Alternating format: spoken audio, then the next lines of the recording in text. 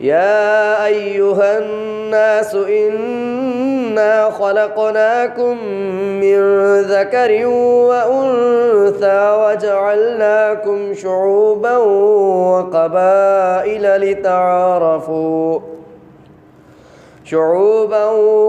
وقبائل لتعارفوا إن أكرمكم عند الله أتقاكم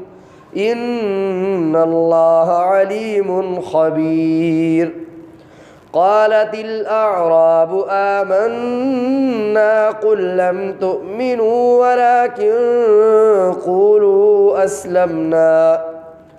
ولكن قولوا أسلمنا ولما يدخل الإيمان في قلوبكم وإن تطيعوا الله ورسوله